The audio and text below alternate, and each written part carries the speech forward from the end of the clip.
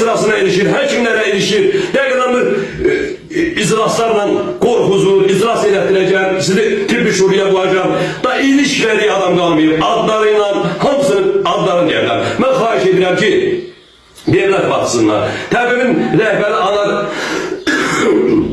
Anar müəllimdən. Belə baş həkimləri bu tibbimizə, devlətimizə, devlətçiliyimizə qərar bulan bir insanlardır. Bu 2 dəfə imtihandan kəsilmiş bir insan gəldi, oturdu orada. Nəfər keçdi orada oturdu. Bu adi Uqar müəllim onu tanımırdı. Burada belə bir baş həkim var. Məsələn, belə deyirəm də. Yəni çünki o işçiləri gelib orada, yoxlama gelib Uqar müəllimə şikayət edilmiş ki, orada bizdən belə gülür üzümüzə, nə bilim bizdən ironiyanla cavab verir, bizi saymamazlıq edir. Həmən gün xanımsan da, sen neyi demək istəyirsən? Sen şəhid ailələrini, qaziləri, işçiləri sıxmaqla, bunlara kolu cavab verməklə, vətəndaş gəlir sənin qəbula, sən telefonla danışsan. 40 dəqiqə sən telefonla danışsan, yarım saat telefonla danışsan. Sən bura təbiblə danışmırsan, nə bilim, rəhbərliklə danışmırsan, heç devlet orqanları sən qədər telefonla danışmır.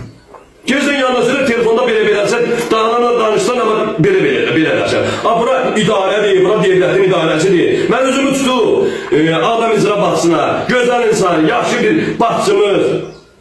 Ona demək istəyirəm ki, məlumatınız olsun ki, cənab baxçı, bu Günel xanım, bu vətəndaşları belə imcikliklə, bu Ağdamda vətəndaşları devlətdən, devlətçilikdən diksindirir, vətəndaşlar narazı salır. Belə bizi Ağdam xəstəxanada belə məmurlar lazım deyil. Sən bir şey olanda cavabdeh şəxs sizsiniz.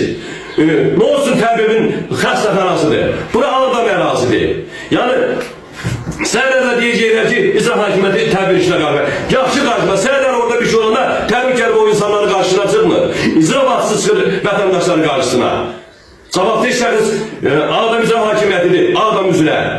Gözəl insandır. Sen bu vətəndaşları niye icra hakimiyyətindən, yuxarıdan, aşağıdan bunları belə vaxtı-vaxtında yola salmışsınız ki, biz de gelip şəhid ailələri çıxış edəyək, şikayət edəyək. Niye bir onu şeyle yanaşırsınız bize? Böyle hürmetsizliği edirsiniz.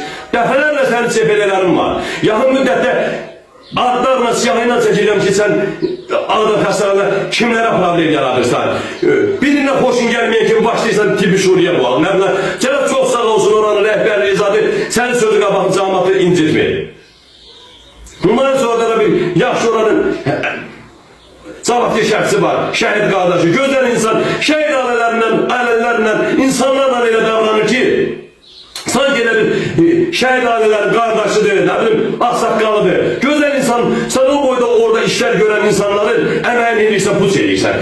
Sən kim qoyub ona? Sən qalındakı duaytıran kimdir ki, sən bu gücündə şəhid alır, 3 tane şehir bizi incidirsən. Nədir bunun bir madde 50 qəpikdir lan bunu? Bu nədir? Bunu da başqa yerlərdə satışda yoxsa gerək özümüz ala. Sən kimsinə biz? Bu nə? Gerək sənin qapının altında gözləyə görə. Bax, telefonla danışıb tanıyacaq ki, biz bunun qəbuluna düşəcəyik. Mən burada Anar müəllimdən xahiş edirəm. Hər birinizin borcudur, vətəndaşlarla, şəhid ailələrlə, mülki şəxslərlə, yəni sizin işçilər yaxşı davranmalıdır. Etika ilə, estetika ilə. Yoxsa işçini, hansı vətəndaşlar, məni şadet edirsən, şadet edir. Habaqdan olur ki, təbimin rəhbərdən müraciət, vətəndaş şəhid ailəsi, şəhid evladı deyir ki, təbimin rəhbərdən mən müraciət edeceğim, şikayət edeceğim bu öz başlarından. Şantajçı, icra hakimiyyətinə şikayət edeceğim şantajçı, devlet organlarına müraciət etmək şantaj deməkdir. Yox, haqqını tələb etməkdir. Bunu kim qoyub bura? Mən videoları davam edəcək, Günel xanımı xahiş edirəm devlet organlarından və təbimin rəhbərini alar bayramdan xahiş edirəm. Bunun haqqında bir ölçü götürün, bir araşdırın. Mən qəbul edeyim, Mən orada olan bütün öz başlıqları, mən Günel həkimin öz başlıqların çok şeyler var, onların hamısını ben koyayım. Sizin mahverimizə deyim, sizin sorunun üstüne koyayım. Ben hiç kimin diyeceğim, beni bütün devlet organlarından belə, icra hakimiyyətlərimizin hamısını mən tanıyım ki, ben sözünüzün deyərəm. Bugün səhv sizə deyirəm, səhv yaxşısa onu. Ben özüm de ictimai fəaliyyəm. Özümün kanallarım var, siyam yokta az. Ben bütün vətəndaşların müraciətlərini, öz müraciətlərim kanallarda verirəm. Yani boy görsünlər ki, vətəndaşlarla bir davranma olmaz. Mən xahiş edirəm, sonunda artıq dərəcədə xahiş edirəm. Ağdam icra hakimiyyətindən mən xahiş edirəm. müəllimlərindən, KBB rəhbərindən və onun müavinlərindən məni qəbul edəsin. Mən Günel haqqında dəqiq məlumatlar, informasiyalar qoyum ortaya. Verdiğim informasiyalarla başımdan cavab deyək.